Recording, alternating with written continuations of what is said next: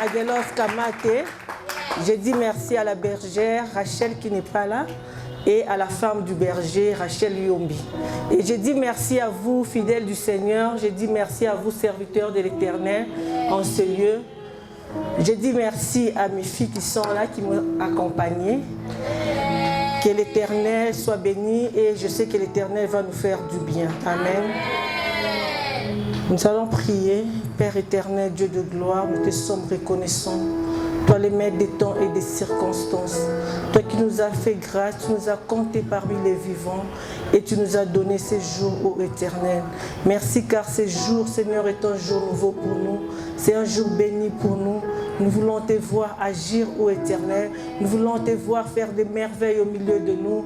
Merci pour ce que tu as commencé. Toi, le Dieu des œuvres, ô Seigneur, achevé. Seigneur, fais ton travail dans la vie de ma soeur. Fais ton travail dans la vie de mon frère. Fais-nous du bien, ô Éternel. David a dit, je suis dans la joie. Quand on me dit, allons dans la maison de l'Éternel. Seigneur, nous sommes dans ta maison. Fais-nous du bien. Afin que, Seigneur, ce soir, dans nos familles, nous puissions dire, l'Éternel nous a fait du bien. Au nom de Jésus, nous avons ainsi prié. Amen. Nous allons nous lever et nous allons prendre la parole de Dieu. Nous allons lire la parole de Dieu dans Josué 2. Si quelqu'un peut m'aider à la lecture, Josué 2, c'est l'histoire de Rahab. Nous allons voir tous ensemble l'histoire d'une dame que Dieu a changé sa vie. Une prostituée. Nous, ici, nous disons, nous sommes des serviteurs de l'Éternel. Nous sommes des enfants de l'Éternel. Mais comment cette prostituée-là est arrivée à la généalogie de Jésus? C'est juste cette question que Dieu nous demande ce soir. Toi qui as beaucoup d'inquiétudes, toi qui as des points d'interrogation, toi qui te dis pourquoi Dieu ne m'aime pas, pourquoi Dieu ne fait pas ceci, pourquoi.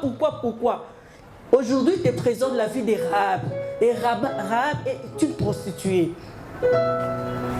Mais elle n'a pas fini sa vie en étant prostituée.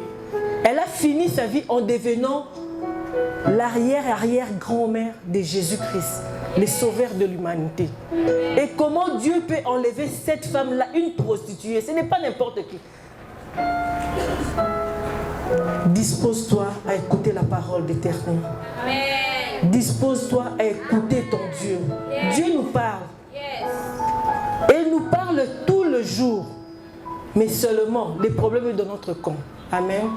Josué 2, tu lis jusqu'au 16e verset d'abord. Allez examiner le pays et en particulier Jéricho. Ils partirent et ils arrivèrent dans la maison d'une prostituée qui se nommait Rahab et ils s'y couchèrent. On dit au roi de Jéricho, voici des hommes d'entre les enfants d'Israël sont arrivés ici cette nuit pour explorer le pays. Le roi de Jéricho envoya dire à Rahab, fais sortir les hommes qui sont venus chez toi, qui sont entrés dans ta maison, car c'est pour explorer tout le pays qui sont venus. La femme prit les deux hommes et les cacha et elle dit, il est vrai que ces hommes sont arrivés chez moi, mais je ne savais pas d'où ils étaient. Et comme la porte a dû se fermer de nuit, ces hommes sont sortis, j'ignore où ils sont allés. Hâtez-vous de les poursuivre et vous les atteindrez. Elle les avait fait monter sur le toit et les avait cachés sous les tiges de lin qu'elle avait arrangées sur le toit. Ces gens les poursuivirent par le chemin qui mène au quai du Jourdain et l'on ferma la porte après qu'ils furent sortis. Avant que les espions se couchassent, Rahab monta vers eux sur le toit et leur dit, l'Éternel, je le sais, vous a donné ce pays. La terreur que vous inspirez nous a saisis et tous les habitants du pays tremblent devant vous. Car nous avons appris comment, à votre sortie d'Égypte, l'Éternel a mis à sec devant vous les eaux de la mer Rouge et comment vous avez traité les deux rois des Amoréens au-delà du Jourdain, Sihon et Og, que vous avez dévoués par interdit. Nous l'avons appris et nous avons perdu courage, et tous nos esprits sont abattus à votre aspect, car c'est l'Éternel votre Dieu qui est Dieu en haut dans les cieux et en bas sur la terre. Et maintenant, je vous prie, Jurez-moi par l'Éternel que vous aurez pour la maison de mon Père la même bonté que j'ai eue pour vous.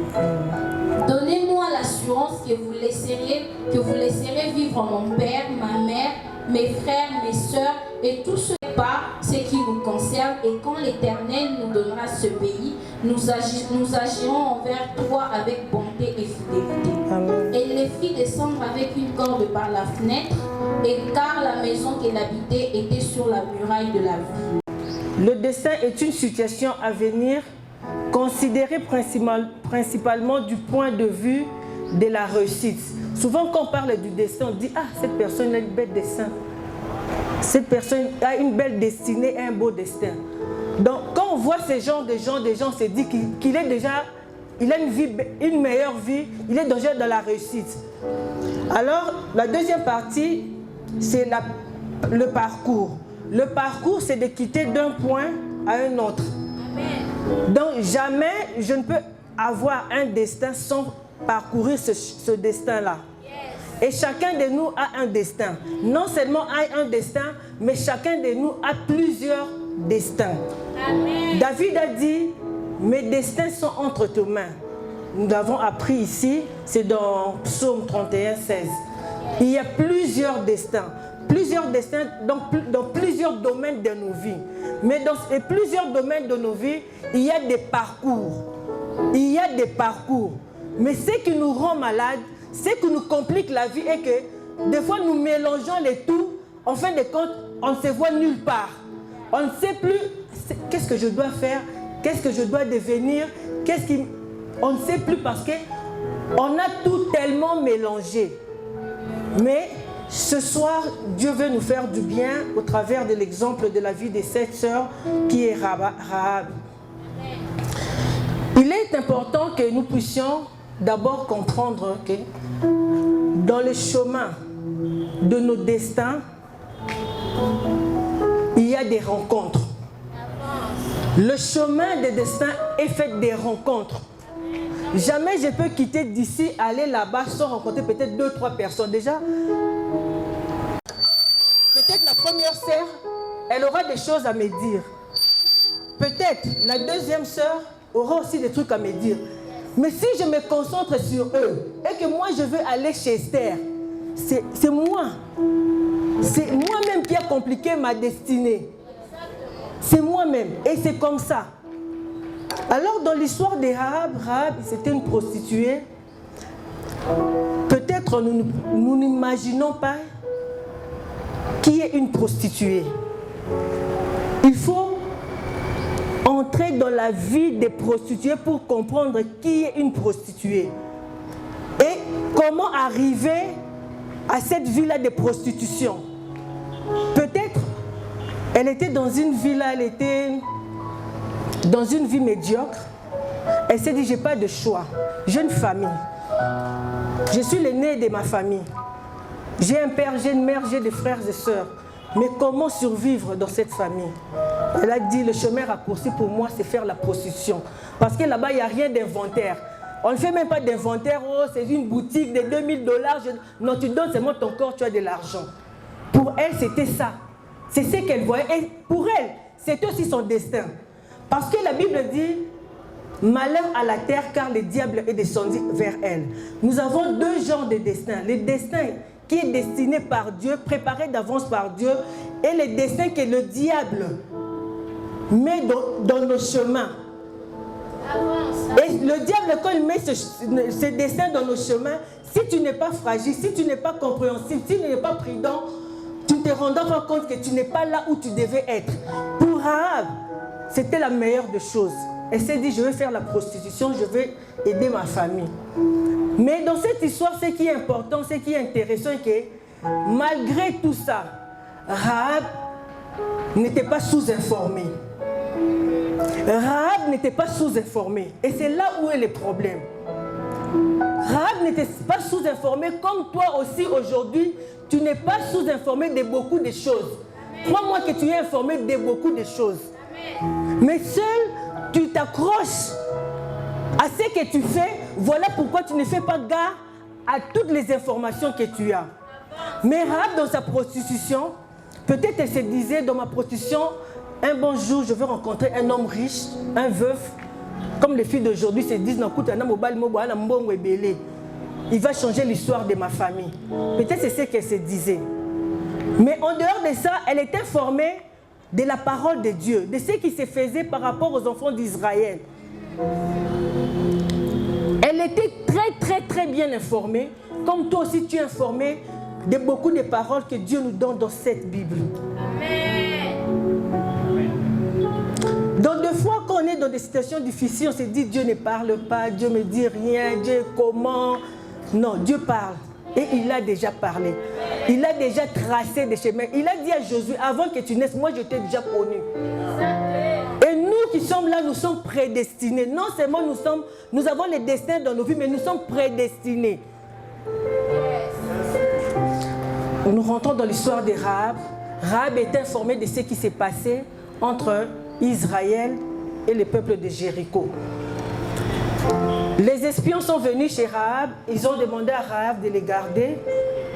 Mais Rahab a dit, je peux vous aider. C'est vrai, je peux vous aider. Je suis prête à vous aider. Mais moi j'ai un problème. J'ai entendu parler de votre Dieu. Quand elle dit j'ai entendu parler de Dieu, elle a dit je sais. C'est le terme qu'elle a utilisé, je sais. Rahab n'était pas ignorante, elle savait ce que Dieu faisait, elle savait ce que les enfants d'Israël étaient capables de faire avec leur Dieu. Donc quand elle dit je sais, c'est qu'elle avait déjà cru à ce Dieu-là.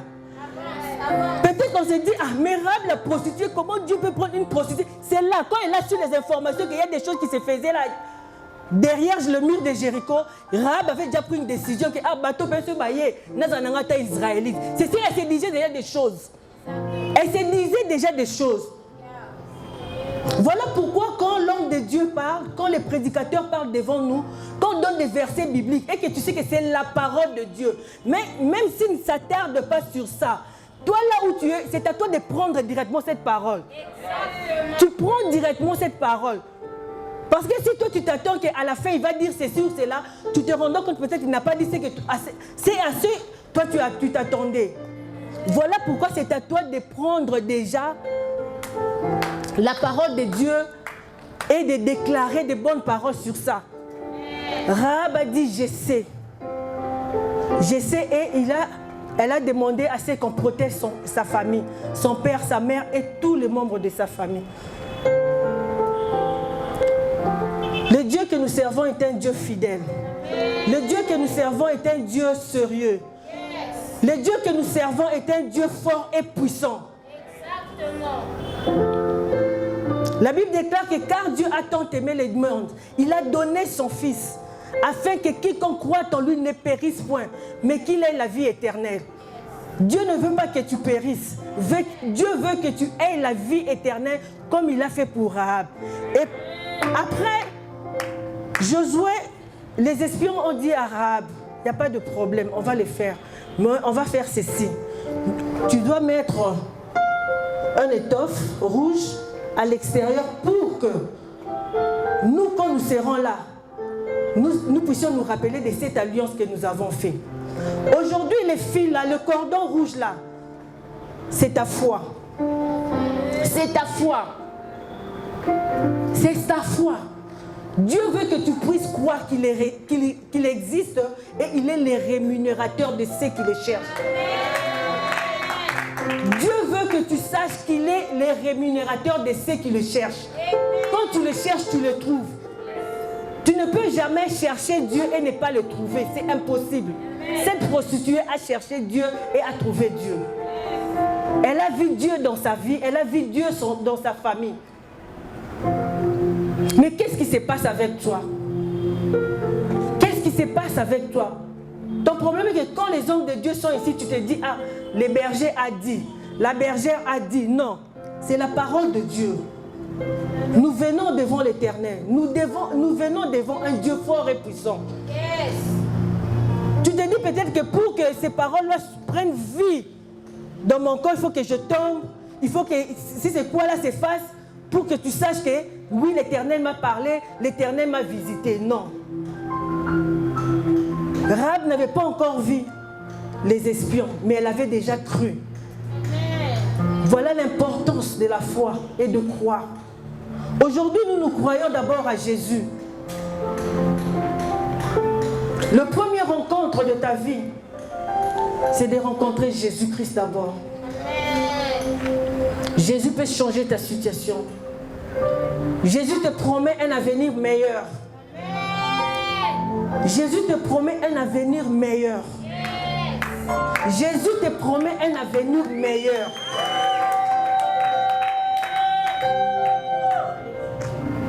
Jésus a dit à Nathanaël, avant que tu sois sur le figuier, moi je t'avais déjà vu.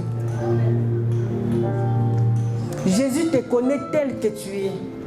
Jésus connaît les besoins de ton cœur. Il est la clé de ton destin. Jésus est la clé de ton destin, mais il est le sac de ton parcours. Il est la personne que tu ne peux lâcher sur ses parcours. Il est cet ami fidèle que tu ne peux lâcher sur ton parcours. Le premier rencontre, c'est Jésus. J'espère que tous, ensemble, tous en ces lieux, nous avons accepté Jésus-Christ comme notre Seigneur et Sauveur. Comme notre Seigneur et Sauveur. Quand on dit Seigneur, c'est Seigneur. Quand on dit Sauveur, c'est Sauveur. Seigneur, ce n'est pas que toi, quand tu as des décisions à prendre, tu te dis, ah non, ça, c'est là où devient tes problèmes. C'est là d'où viennent tes problèmes.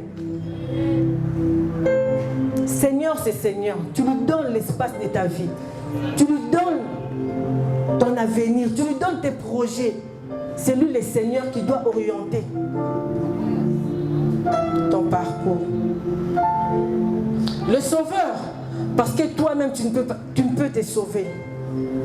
Tu ne peux te sauver. Tu ne peux pas sauver ta famille. Rahab a osé. Rahab a osé. Aller même se prostituer. Mais Simba a kate. Et c'est pénible quand tu fais quelque chose pour aller à un niveau là, mais ça ne réussit pas. Ça devient pénible. Ça devient vraiment pénible. Voilà pourquoi Rahab a fait le bon choix de croire au Dieu d'Israël. Comme toi aussi, tu as fait le bon choix d'accepter Jésus-Christ comme ton Seigneur et Sauveur. C'est le bon choix. C'est le bon choix. En dehors des rencontres,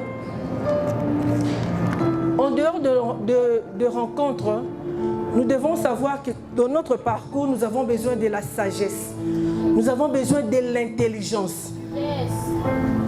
La sagesse va nous aider à prendre de bonnes décisions. L'intelligence va nous aider à comprendre les choses et de voir les choses autrement. Exactement. Il y a des situations où Dieu t'appelle à laisser l'inconfort pour aller dans le confort, mais toi tu dis, ça c'est pas mon niveau, c'est leur niveau. Dieu te dit, c'est bon, non, tu loges dans une maison de $30. Moi je veux que tu changes d'abord de quartier, que tu ailles dans une maison de $100. Là, c'est ton problème. Tu compliques Dieu, tu commences à l'expliquer, non, moi dans ma famille, tu vois ma maman, tu vois mon papa, les $70 là c'est beaucoup. Or Dieu veut t'emmener dans une cité où il sait comment il a préparé tes destinées. Mais toi tu es bloqué là-bas, comme nous qui s'appelle Amaloueka. Donc tu es toujours à Amaloueka là-bas, tu es toujours au fond du village. Tu te dis, ah allons en ville là-bas, et c'est pas pour nous, c'est pour eux. Mais aussi, deux fois, Dieu nous attend de laisser le confort pour l'inconfort, parce que c'est dans l'inconfort qu'il veut te rencontrer, qu'il veut t'aider à vivre un bon parcours. Mais toi, tellement que tu es dans les hauteurs, tu dis, pardon, cette vie-là, bon, c'est quand même, ils vont dire que je suis pauvre, ils vont dire ceci ou cela, ils vont dire du n'importe quoi sur moi. Mais c'est là où Dieu t'attend. C'est là où Dieu t'attend. Mais comment toi tu veux rester dans la gloire? Nous avons l'exemple de Moïse. La Bible déclare qu'il a refusé d'être appelé fils de la fille de Pharaon. Il a refusé cette vie-là. Il a laissé la maison de Pharaon. Il a préféré vivre comme esclave. Il a préféré vivre comme esclave. De la même manière, Rahab a refusé d'être appelée prostituée, mais d'être appelée fille d'Israël. Donc Rahab a fait le contraire, elle a choisi le confort, mais Moïse là-bas a choisi l'inconfort. Je ne sais pas pour toi, je ne sais pas ton problème, mais je te dis seulement, sois prudent. Apprends à écouter le Seigneur. Apprends à comprendre les temps et les circonstances. Apprends à comprendre les temps et les circonstances. Apprends à comprendre les temps et les circonstances qui vont t'aider dans ton parcours pour avoir une belle destinée. Pour avoir une belle destinée.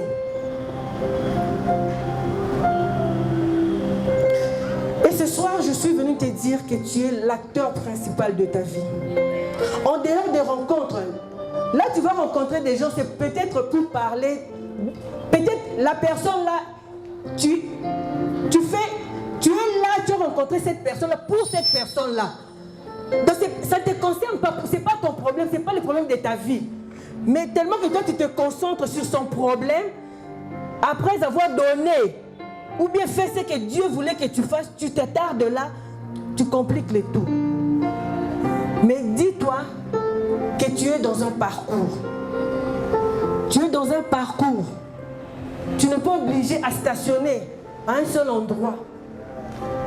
Mais tu dois viser et voir tes lendemains. Pour voir ces lendemains, cela c'est fait par le Saint-Esprit. Cela c'est fait par le Saint-Esprit.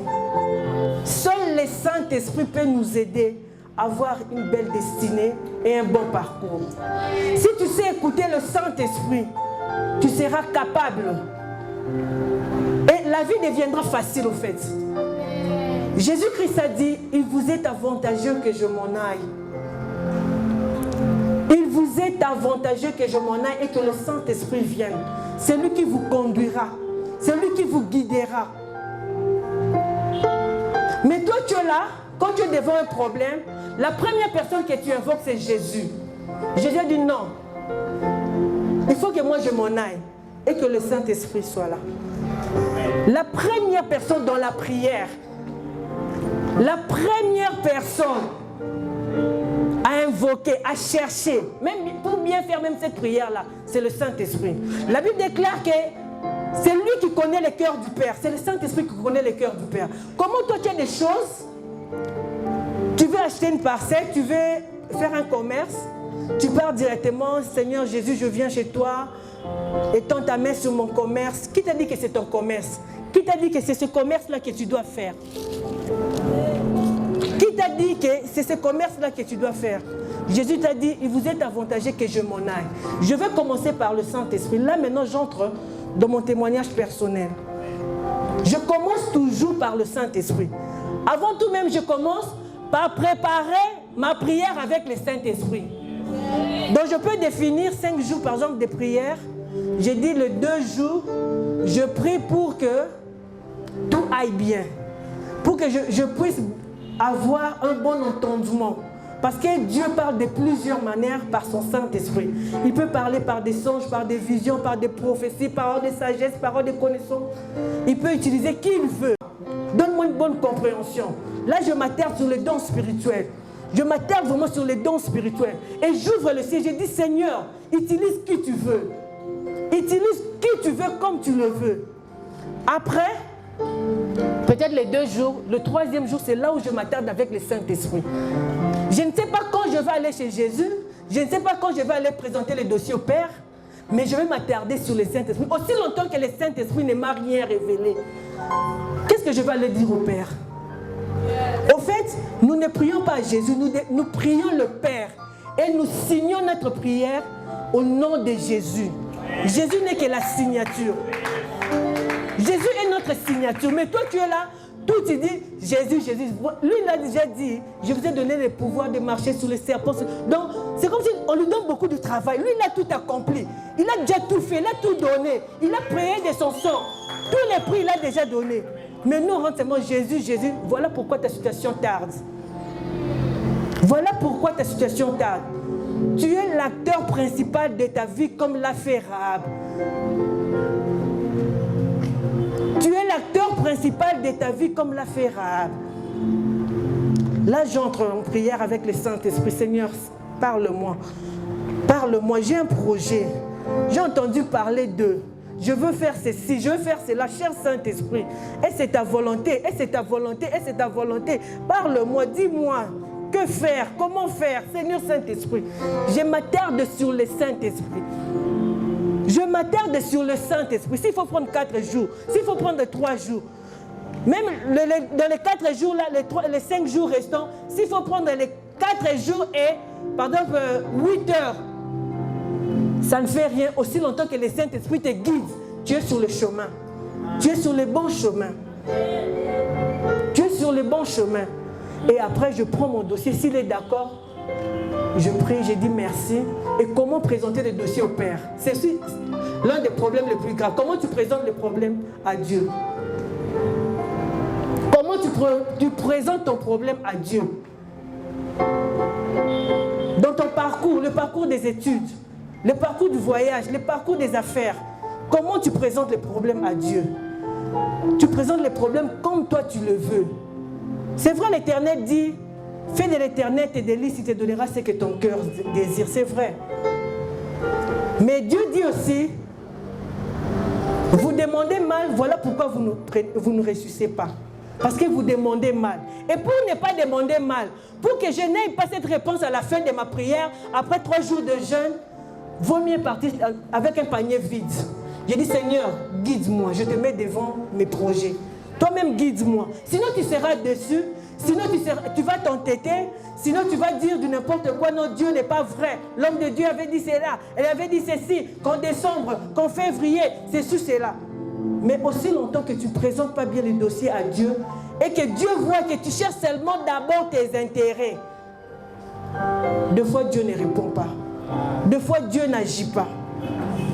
Deux fois, Dieu n'agit pas. Deux fois, Dieu n'agit pas. La Bible déclare que le juste vivra par la foi et non par la vue. Le juste vivra par la foi et non par la vue. Rahab a entendu parler, mais elle n'était pas derrière le mur de Jéricho. Elle était à Jéricho, entourée du mur de Jéricho. Mais elle a cru que là-bas, derrière ces murs, il y a des merveilles. Il y a un Dieu fort, il y a un Dieu puissant. Elle a cru et elle a accepté. Ils ont fait alliance. Mon frère, ma soeur, tu as un parcours. Dieu a préparé pour toi des belles destinées. La Bible déclare qu'il a fait pour nous des projets de paix et non de malheur, afin que nous ayons de l'avenir et de l'espérance. Nous allons lire Éphésiens 2.10. Éphésiens 2.10 nous dit... Qui peut lire? Éphésiens 2.10.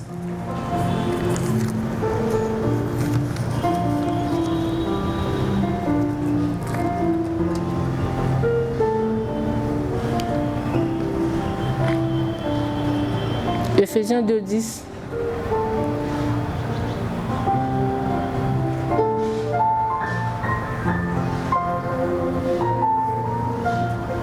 Éphésiens 2.10. Tu peux lire.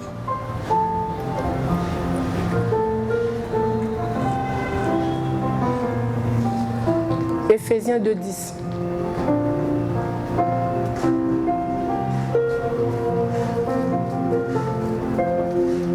Éphésiens 2.10, la parole de Dieu dit ceci: car nous sommes son ouvrage, ayant été créés en Jésus-Christ pour des bonnes œuvres que Dieu a préparées d'avance afin que nous les pratiquions. Amen. Amen.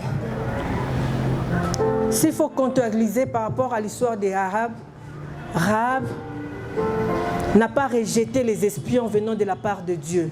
Elle a pratiqué les bonnes œuvres. Rahab a pratiqué les bonnes œuvres.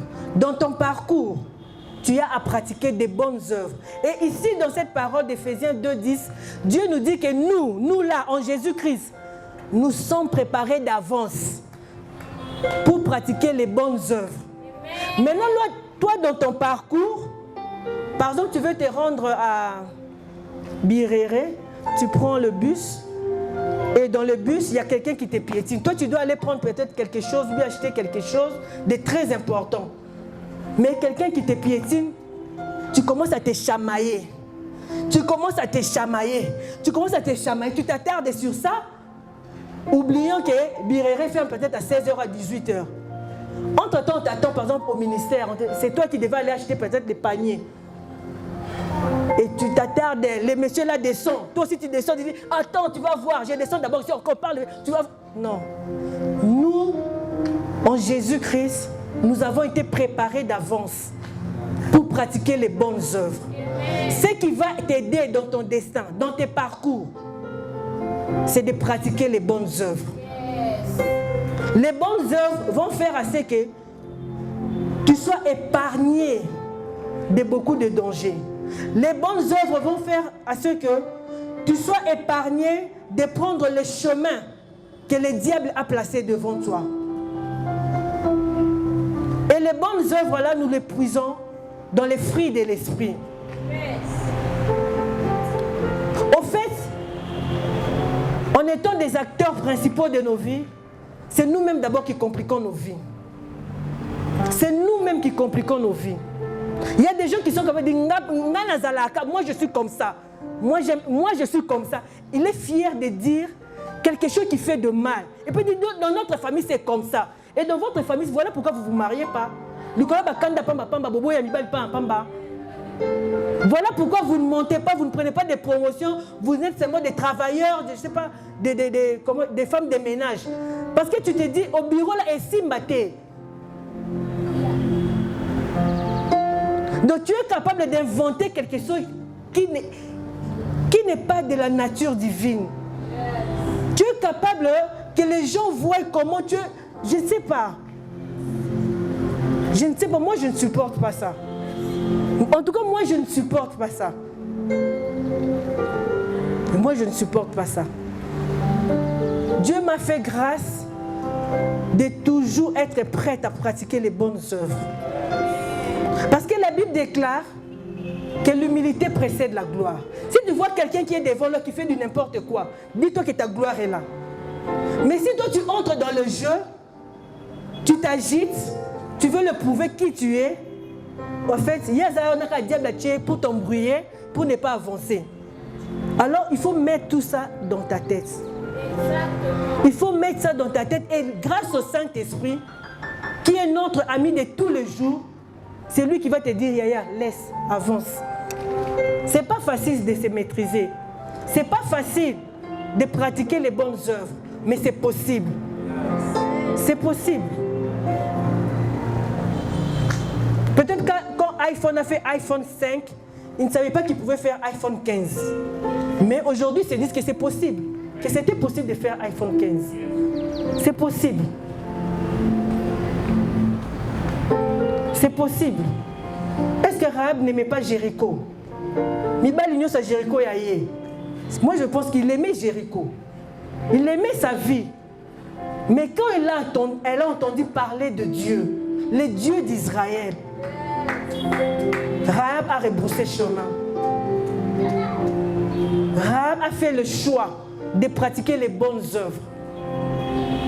Et les bonnes œuvres sont récompensées. Les bonnes œuvres sont récompensées. Les bonnes œuvres sont récompensées. Que Dieu bénisse d'abord les serviteurs de ces ministères. Que Dieu bénisse les serviteurs de ces ministères. Je vous dis, être spectateur et être ouvrier, c'est différent. C'est différent. Moi, quand je vais quelque part, je me précipite à faire quelque chose. Même dans une fête, s'il faut débarrasser même mon assiette, je le fais. Je sais qu'il n'y a rien pour rien. Je sais qu'il n'y a rien pour rien. Il y a rien. Toutes les bonnes œuvres sont récompensées. S'il faut que je balaye même ici, je peux le faire. Peut-être c'est Rachel qui va me dire, ah maman, mais s'il faut que je balaye, je vais le faire. Je sais que ça ne sera pas vain. Donc, que ce soir, que ce sujet soit pour nous un sujet de réflexion. L'histoire des Rahab. Bon, je ne sais pas, hein. Je ne sais pas, à Kinshasa, on appelle Kindumba. Si c'est comme ici, je ne sais pas. Allez à Bon Marché, allez à Bandal. Vous allez voir les filles de 14 ans, 13 ans qui se prostituent. Qui se prostituent. Pour eux, c'est le bon choix. Ils rentrent avec de l'argent. Pour eux, c'est le bon choix, mais ce n'est pas facile. C'est pas facile. Mais toi qui es frère en Christ, toi qui es sœur en Christ, toi qui es servante de l'Éternel, toi qui es serviteur de l'Éternel, est-ce que Dieu ne peut pas changer ta situation? Est-ce que Dieu ne peut pas changer ta situation? Qu'est-ce qui te manque de rebrousser chemin? Tu es sur ce chemin-là qui n'est pas à toi. Toi-même, l'Esprit dit en toi que là où tu es, ce n'est pas ta place. Chez l'oncle là que j'habite, ce n'est pas ma place. Tu vois ça même dans tes rêves. Tu vois comment on te frappe. Tu vois tout ce qui t'est fait, mais tu dis, je n'ai où aller, je reste là. C'est le jour que tu vas prendre la décision de sortir. Par exemple, tu décides à minuit, Seigneur, demain, je sors de cette maison. Je refuse de prendre tout ce qui est à eux, mais je préfère même habiter dans la rue. Quand tu décides ça, c'est là où que tes yeux vont s'ouvrir pour voir les plans de Dieu pour toi. Peut-être à 10 heures déjà, tu vas voir quelqu'un qui va t'appeler, ma soeur. Ah, j'ai un projet ici, en tout cas on cherche quelqu'un pour habiter la maison. Nous avons l'envoyé. Dieu est compliqué. Dieu fait des choses merveilleuses que l'œil ne peut voir, que l'oreille ne peut entendre. Approchons-nous de Dieu avec assurance. Approchons-nous toujours de Dieu avec assurance. Moi, je ne peux pas assister au culte sans avoir un mot de la part de l'Éternel déjà en avance. Je ne participe jamais dans des cultes comme ça. Parce que, je ne viens pas pour les pasteurs, je ne viens pour qui que ce soit. Je vais devant l'Éternel, mon Dieu. Avec mes problèmes, je prends déjà des rendez-vous. Je dis, Seigneur, je serai le culte de ce soir. Je ne veux pas manquer le culte de ce soir. Je veux que tu me répondes. Je veux que tu fasses ceci. Je présente déjà tout à la maison à Dieu. Et quand je viens devant lui, c'est pour avoir ces mots de confirmation. C'est pour avoir des orientations. Mon frère, ma soeur, tu es déjà prédestiné. Tu es prédestiné pour de bonnes choses. Tu es prédestiné pour être grand. Dieu nous veut de gloire en gloire. Dieu ne nous veut pas. Dieu ne veut pas que nous puissions tomber plus bas.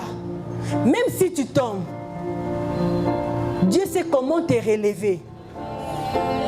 Même si tu tombes, Dieu sait comment te relever. Mais toi, tu es là. Depuis que tu as couché avec cet homme-là, le mari d'autrui, tu te dis, je suis sale. Et donc, il y a un culte. Déjà, le culte commence à 15h. Toi, tu viens à 17h. Tu dis, Dieu ne me voit plus. Je parle seulement pour que les frères et sœurs de l'église me voient. Mais moi, vraiment, avec ce Dieu-là, en tout cas, c'est devenu compliqué. Non. Rahab, la prostituée, est devenue la grande mère de Jésus-Christ de Nazareth. Même si tu as volé $1000, même si tu as fait des bêtises, je ne sais quelles bêtises, ce soir, Dieu te dit, il a tes destinées. Et la meilleure des destinées. Vois loin, vise loin. Vise loin.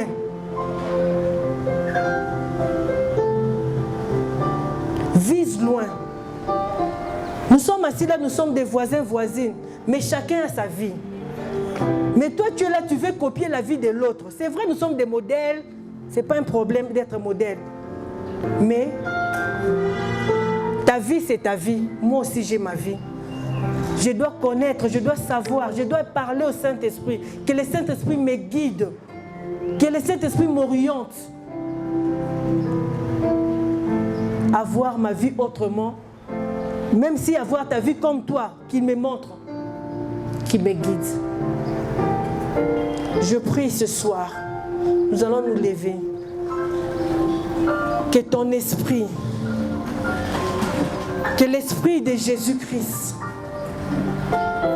fasse du bien à ton esprit. Je prie ce soir que l'esprit du Seigneur, l'esprit qui a oint Jésus-Christ de Nazareth,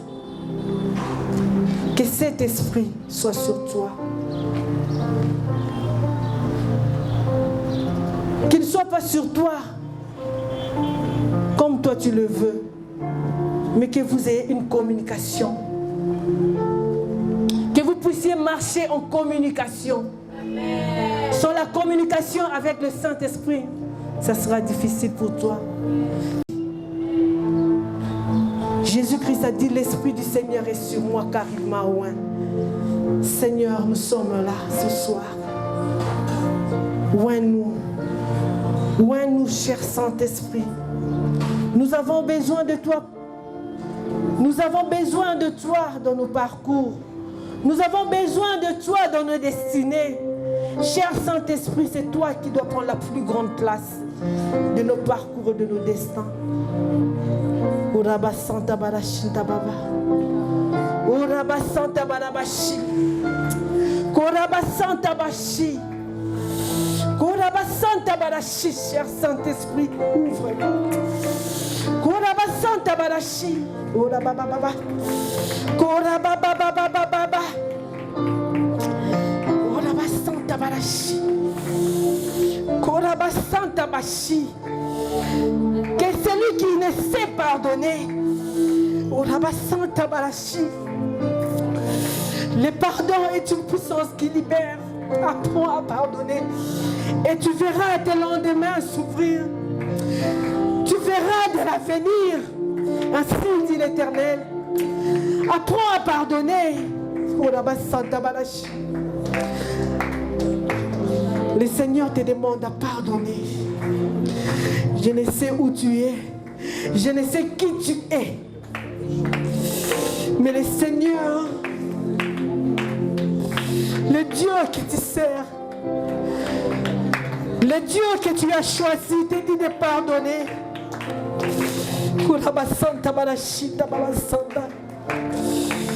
Tu ne peux pas avancer si tu ne pardonnes pas.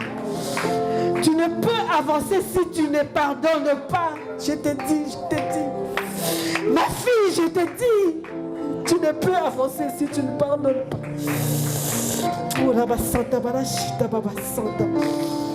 Seigneur, apprends-nous à compter nos jours. Apprends-nous à compter nos jours. Seigneur, apprends-nous à compter nos jours. Comme l'a dit David. Seigneur, David était prudent.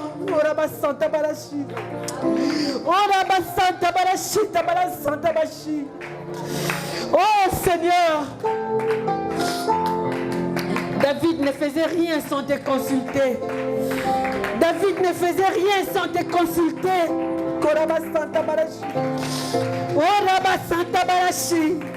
Tu as changé la vie de David.